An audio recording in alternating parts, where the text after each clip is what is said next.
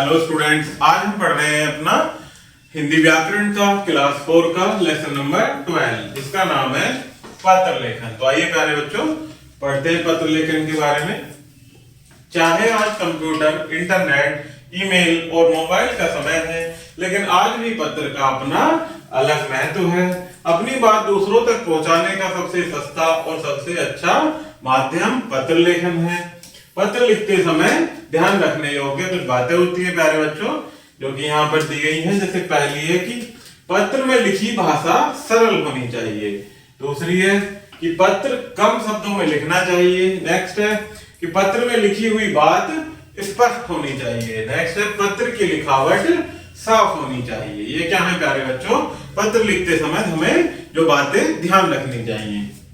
आगे देखते हैं पत्र के प्रकार। पत्र के दो प्रकार होते हैं, पहला औपचारिक पत्र या व्यावसायिक पत्र, दूसरा अनौपचारिक पत्र या पारिवारिक पत्र।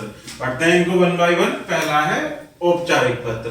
ऐसे पत्र प्राय उन लोगों के लिए लिखे जाते हैं जिनसे हमारी कोई जान पहचान नहीं होती, जैसे प्रधानाचार्य, व्यापारी, कंपनी संपादक आदि को लिखे जाने वाले पत्र। दूसरा प्यारे बच्चों अनौपचारिक पत्र या पारिवारिक पत्र। ऐसे पत्र प्राय अपने सगे संबंधियों और मित्रों को लिखे जाते हैं, जैसे माता पिता को, चाचा चाची, दादा दादी, भाई बहन या मित्रों आदि को लिखे जाने वाले पत्र। तो यहाँ पर प्यारे बच्चों पत्रों के नमूने दिए गए हैं, कुछ उनको पढ़कर समझेंगे। जिसमें औपचारिक पत्र लिखना में पहला कि शुल्क माफ करवाने के लिए अपने प्रधानाचार्य को पत्र। तो पेज के राइट साइड में लिखेंगे प्यारे बच्चों, पहले सेवा में प्रधानाचार्य, अपने स्कूल का नाम, अपने स्कूल जहां आप जिस शहर में है उसका नाम और उस दिन की दिनांक। विषय क्या है, किस बारे में हमें पत्र लिखना है, शुल्क माफ करवाने के लिए प्रार्थना पत्र। महोदय, यदि प्रिंसिपल आपके मेल है तो महोदय, अदरवाइज मेल है फीमेल है तो महोदया। फिर नीचे से शुरू करेंगे प्यारे बच्चों कि सविनय विनम्र निवेदन है कि मैं आपके स्कूल की कक्षा 5वीं बी की छात्रा हूँ। मेरे पापा एक कार्यालय में लिपिक हैं, उनका वेतन 7500 रुपए प्रति माह है। हम 4 भाई बहन हैं तथा सभी स्कूल जाते हैं। घर पर कोई दूसरा कमाने वाला नहीं है, जिसके कारण घर का खर्च बहुत मुश्किल से चलता है। ऐसी हालत में मेरे पापा मेरी फीस देने में असमर्थ हैं। आपसे प्रार्थना है कि विद्यालय शुल्क माफ करने की कृपा करें, आपकी अति कृपा होगी। फिर अपना आज्ञाकारी शिष्य, अपना नाम, कक्षा का नाम लिख देंगे। इस प्रकार से पत्र लिखा जाता है प्यारे बच्चों।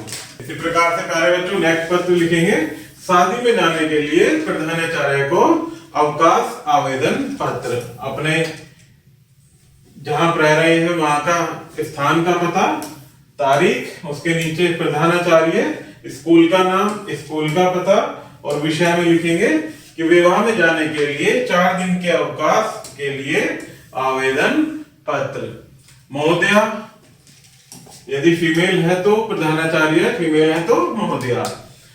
सविनय विनम्र निवेदन यह है कि मैं कक्षा 4वीं बी की छात्रा हूँ। मेरे बड़े भाई का शुभ विवाह दिनांक इतने और दिन इसको होना निश्चित हुआ है। इस कारण से मैं 4 दिनों तक विद्यालय से अनुपस्थित रहूंगी। यहाँ पे दिनांक बेटा जहां से जब से हमें अवकाश लेना, जब से और कब तक लेना है वो डेट मेंशन करेंगे।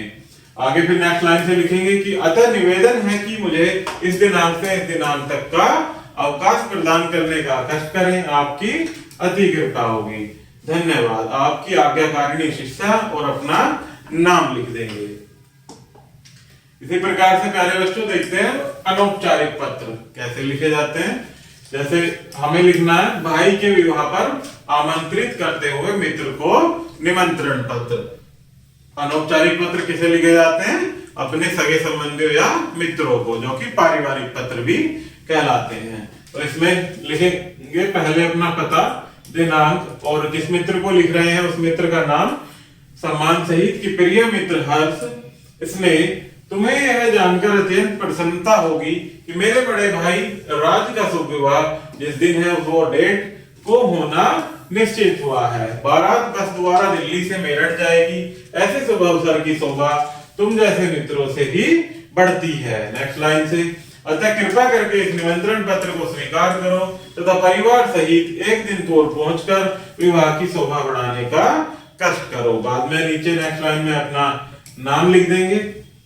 इसी प्रकार से प्यारे बच्चों नेक्स्ट देखते हैं, जन्मदिन का निमंत्रण पत्र देते हुए मित्र को पत्र।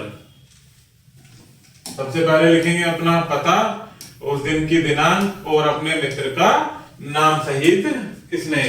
प्रिय मित्र प्रदीप, नमस्ते, मैं कुशल हूँ, आपकी कुशलता की ईश्वर से प्रार्थना करता हूँ। महीने की डेट को लिखकर शाम 6 बजे मेरे निवास स्थान पर मेरे जन्मदिन के शुभ अवसर पर मेरे मम्मी पापा ने अखंड रामायण तथा विशेष खान पान का प्रबंध किया है। इस दिन तुम्हें जरूर आना है। हम सब मिलकर अखंड रामायण का अवलोकन करेंगे तथा खूब आनंद मनाएंगे। अंकल आंटी को मेरा सादर प्रणाम। तुम्हारा प्रिय मित्र, अपना नाम लिख देंगे।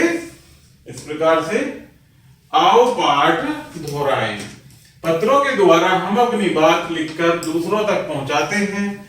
पत्र में लिखने वाले का नाम, पूरा पता और दिनांक स्पष्ट शब्दों में अंकित होने चाहिए, अर्थात स्पष्ट शब्दों में लिखे होने चाहिए। तो प्यारे बच्चों, इस प्रकार से हमारा ये लेसन यही समाप्त होता है। आशा करता हूं कि आपको यह वीडियो जरूर पसंद आई होगी। धन्यवाद।